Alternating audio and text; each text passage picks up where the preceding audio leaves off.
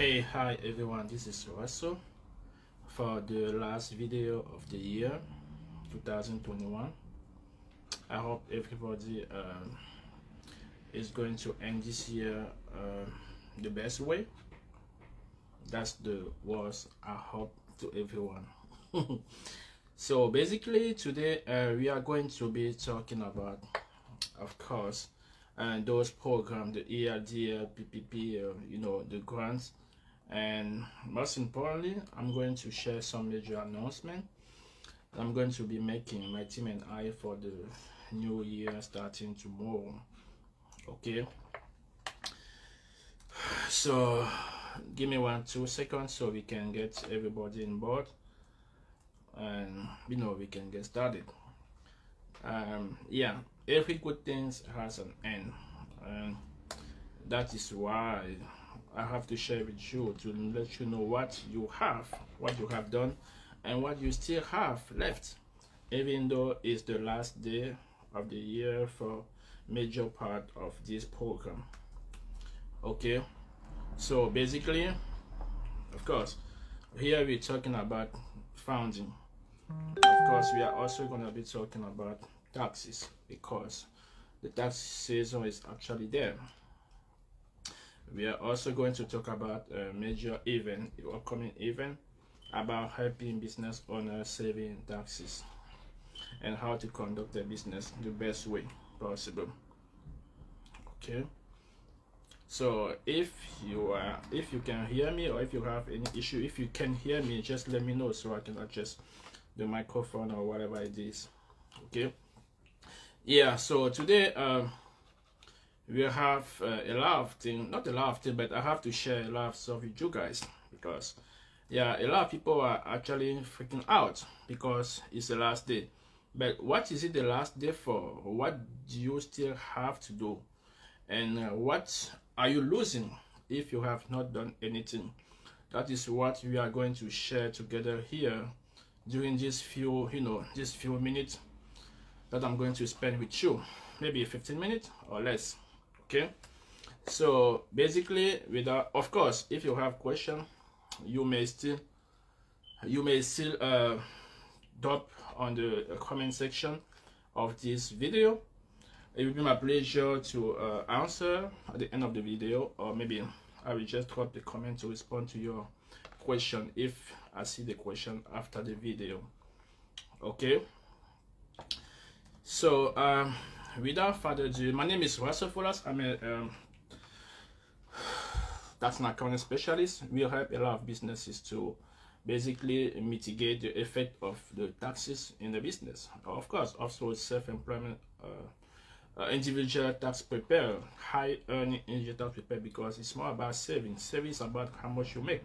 How much you make. If you make little, you can save a little amount. If you make more, you have a big portion of tax you can save. So yes, without further ado, what do we have here left is that today is basically the last day of this ERDL program for new applicant. That's the first thing you need to know. It's the last day for new applicant. That means if there's any application that you are doing that is actually new, today is the last day. You won't be able to apply tomorrow. Another word is that if you have always been in the process of doing something, the SBA will give you the opportunity to continue doing it. The new application means that from scratch, you are actually applying for your ERDL program. As you may hear, a lot of people will call us, well, please, I have this business, I forgot to claim it. I have this, I have that. Yes, today up to midnight, you will have the chance to submit the application. The good thing is that you can submit the application even though you don't have all the documents, ready, as long as you know what is your gross income for 2019 and 2018 as well, because you filed those taxes already. So you may know what was your gross income 2019 and what was your gross income 2020. If you have those two numbers, you can have your application submitted. It's as simple. Even though you didn't even file the taxes yet, I can say that. Even though you haven't filed 2019, 2020 taxes, you can submit the application if you know those two figures are. That means 2019 gross, 2018, meaning what you're going to put in the taxes when you prepare those taxes. That's the good thing you have to know here. You can actually submit your application by today. And if, you know, along the way your loan officer requests for a document such as your tax return, yes, you can prepare or amend your taxes if it was supposed to be amended because, you know, you forgot some income or you didn't claim a business in your tax. Now you are claiming the business to apply for this program. Yes, you can go, you know, afterward, prepare your tax return or your amended return and submit it to the loan officer when it comes to reconsideration. What if it's the case? Yes, this is the case if you want to apply from scratch. Now, if when you apply or when you applied already, you have what is called targeted. Okay, they have targeted advance, supplemented targeted advance, which was 10,000 and 5,000, bringing everything to 15,000 grants. So if you applied for grants for a loan, you were invited to apply for the grants. Okay. Also today, it was the last day to also submit your application for that grant. And according to the SBA, today was also the day that they think that we stop processing those grants. But from what I think, not that is what is said, is that they will continue processing that grant even after today. So they were urging people to apply for the grant, you know, weeks in advance, because normally it takes around 3 weeks to process the grant and approve you. But yesterday and today, I see a lot of people, you know, being approved for the grants or being funded for that grant. And I really believe that they may continue, even though they say they're gonna stop. They may stop processing the grants, not the SBA application. You have to do the difference, know the difference between the two. You have your grant, which is basically what they call targeted. They say they will stop processing the targeted by December 31st. But the loan itself, they will not stop processing it after December 31st. So you guys got to know the difference. I don't want people to come and say, oh wow, I missed everything because today I didn't get the money. And I'm like, what are you talking about? I'm talking about the loan, the SBA loan. No, the SBA loan is not going to stop being processing today. Especially if you are in the, you know, in the reconsideration process. So if that's the case, you don't have to worry about anything. And every person that will come to say, yesterday I missed to submit my reconsideration, you still have time to submit your reconsideration even though you were declined, because today is not the last day to submit the reconsideration, it's the last day to submit an initial application. So we still have time. I'm going to send everyone that will ask me those questions to come and watch the video to understand that the last day today is to apply for the new application or to apply for your targeted, which is the grant portion of the loan that you receive. Okay, so basically this is all over what I want to share with you. And now when it comes to the reconsideration or when it comes to the increase, I want to emphasize something. Once you are declined on the EIDL, you can apply for the increase whenever you are approved, and you have 2 years to actually keep applying for increase until you get your maximum amount. And how to find the maximum amount, I explained that on the previous video. I'm not gonna do it here. You can watch the previous video. You will see how I was explaining how you can actually know your maximum, because you have your tax document with you. We use the tax document to figure out what is the maximum amount you can receive on the SBA loan. So you have 12 months, no, 2 years until you reach the maximum amount of EIDL you can receive. So if you apply already, you receive the fund already, you have to know if you got the max or no. If you don't know the calculation, try to watch my previous video. You will see, because if you call me, I won't do that because I don't even have your tax with you. When you watch the previous video, it will send you to go check your taxes and see the numbers and figure out. If you call us, we're going to ask you to book an appointment for that. So basically, yeah, this is what you need to know. So if you are in the reconsideration process instead, you have to keep following up. Just as a last reminder for this year, following up means what? I explained to you last time 2 types of following up. The first way is to basically log in into your SBA account. Everybody has an SBA account. If you apply by yourself, chances are that you know the credential. The credential is the email, which is your email, and the password, which is your password. If someone helps you to apply for that, call him to ask what was the password he put in your application, because I have a lot of cases where they call us to ask for assistance with the reconstruction because they never received the money. I mean, it was declined. Whether they receive an email or decline level or no, it was declined. What you have to do is to do the reconstruction to troubleshoot your application. I will ask, what's the password? She doesn't remember. She doesn't even know how to retrieve the password. Simple. You don't remember the password, just hit forget the password. They're gonna send an email to your email address. You're gonna reset your password. So the first thing to check your status is not to call any person that can assist you. It's not to call my team on I to say, oh, I applied for 2 years or was never received anything. I will ask you, what was the last time you contacted them? Did you actually check your status in the portal? You will say no. I will try to get your credential to do what I'm asking you to do right now. And if you forget your password, simple. I said it again. Just reset password. They want to send you a reset password. Use it to find your password. Check inside. You will see all the steps that you have to complete to get your application being processed or being reconsidered. Okay, so this is basically what you need to do in case you are on the reconsideration process. In case you want to know the status, that's the first thing, to know yourself what is actually in there, because once in, you can actually see all the steps. If you actually submit a reconsideration, you can actually see if a reconsideration was submitted or no. If it was not submitted, you can submit a reconsideration. Now, once you submit a request for reconsideration, you can also see, all the required documents that you need to provide.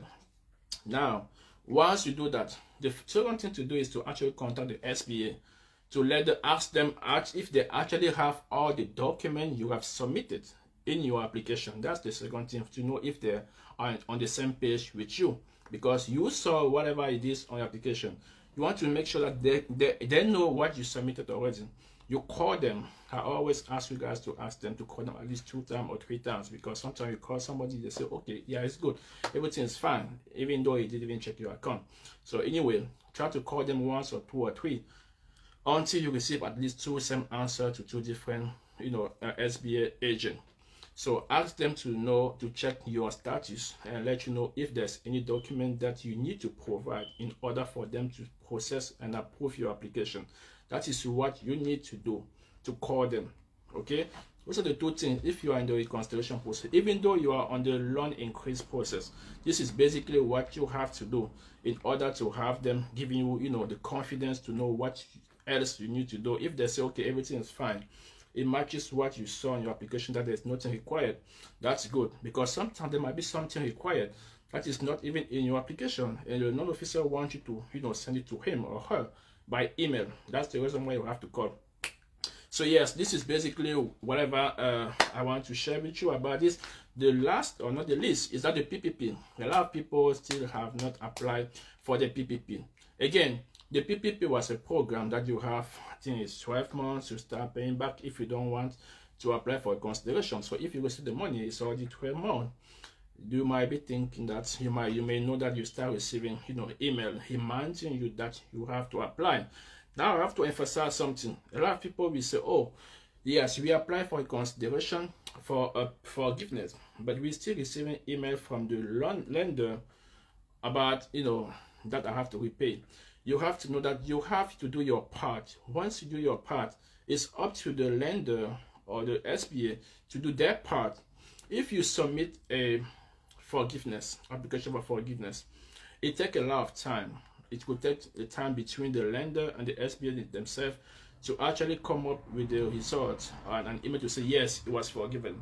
So once you have evidence that you apply for the PPP forgiveness, don't worry until you receive an email saying that it was declined.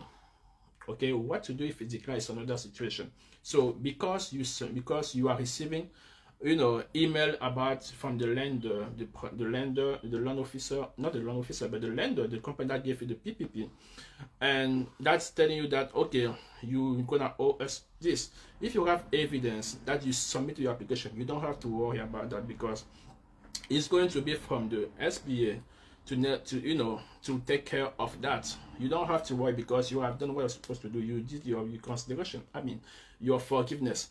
So you don't have to pay more attention to whatever your lender will tell you until your application is declined, your forgiveness is declined. That is the only way you need to worry about.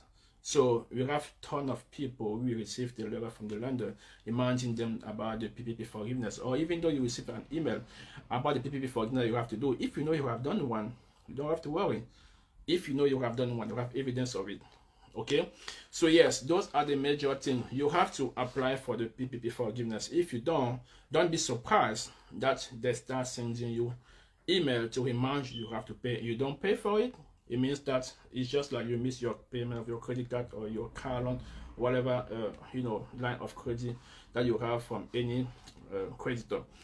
Yes, those were the major thing. The last thing that I have to share with you tonight is that starting January, we're gonna start back with our program that was called the Minute of Taxes. The Minute of Taxes was a program I was doing last year to actually inform you guys in the daily basis on any tax tip that you may encounter as your final taxes, any situation that will help you to actually save on taxes. So we're going to be starting most likely next week to share on a daily basis information. Maybe we're going to remind you about what we shared last year because maybe you didn't even watch the season 1 of it. We're going to share with you everything. Every day you will get something new that will tell you something about how to save in taxes. Whether you are self-employed, whether you're a business owner, whether you're a family, whether you're a big company, we will share something with you. Okay, it might not help you, but it will help somebody you know. So the other program we're going to be sharing with you is the tax planning program. We are also going to be sharing with you guys about the tax planning during this due whole coronavirus and this year. We saw a lot of opportunity that people missed just because they didn't actually plan on their taxes. We see a lot of stuff. I can't even share everything here. People tend to act and then ask a tax professional how they can help them, which is the wrong way to do. You have to ask for help before an action actually occurs. Okay, you don't want to purchase a house and then you come to your tax professional and say, okay, I purchased a house, how can this help you? That is what is called after the fact. Even though there is something that could be done, but there may be far more things that you could be able to get if you have contacted your tax professional, your CPA, about what are the tax implications of what you're doing. That's why we're gonna be sharing with you guys. Whether you purchase a car, any major expense, any school that you pay, I mean 10,000, 20,000 for you or for your dependent of your child, any major expense that you think you're going to do, you always have to contact a tax professional on that. Don't spend your money and come at the end of the year on February 15 to say, okay, listen, this is all the invoice I spend that 10,000 on medical bill. Do not do that. Consult anytime you have a major expense you have to make in your life, on your family life. It could be for good or bad reason. Purchasing a house is a good thing. Purchasing a car is a good thing. Going, on vacation, while spending 5,000 on it is a good thing. Contact your tax professional. Maybe pay for it because you will get something out of it. Contact your tax professional. Contact your CPA. Ask him about the tax implication of it. Everything that you do in life can have a tax implication, especially if you're spending money. Saving tax is about saving in tax is about spending. It's how you allocate or you structure the expense that you're making, whether on the personal matter, on the personal level, or on the business level. Okay, so we're going to be sharing about a lot of that during 2022 to help a lot of business owners to actually not only business owner. I know we have most likely principally business owner, but any taxpayer, because even as a taxpayer, you have major expense that you make at the end of the year. You purchase a house, you send your kid to school, you yourself go to school, you spend 4,000 on school. How can that help you? Do you just need to know and what and tell somebody at the end of the year that you spend money for school? No. There's nothing you can do because you don't even know that the tax law are changing anytime. So yes, and the last thing that I have to share, really last, is that on Sunday, next Sunday, I'll be invited on the tax event where I will be explaining, a community of business owner on how to mitigate exactly what I'm sharing with you here. Major information, of course, on how they can actually, mitigate the effect of taxes on their income during the tax season, and explain to the whole thing that the time we give me the opportunity to share with them when it comes to tax planning, tax saving, whatever tax strategy that may be available to them. I don't see a question here. I mean that everybody is cool. Oh wow, good to see you, boss. Okay, thank you, Stephen. Thank you, Steve. It's good to see you too. So of course, if you have questions, you can always drop the question on the comment section of this, whether you watch this on Facebook or YouTube or LinkedIn, our business page. It will be our pleasure to come back and answer your question. Also, we gave during the SBA loan process, we were giving 30 minutes free consulting. We are going to continue that, even though you have those concerns about taxes. We'll be able to handle those for you. You will have 30 minutes. We're gonna drop the link on the description of this video or on the comment, so you will have the opportunity to book a 30-minute free consulting for any tax matter. It could be at the business or at the personal level. It could be that, just I just told you, you are thinking about doing something, or maybe you have done something. I will use the 30 minutes, or my team with 30 minutes, to explain to you what you may expect when it comes to taxes. If you have done something and then you think that it may help you, we use those 30 minutes to actually explain what you can expect. Okay, of course.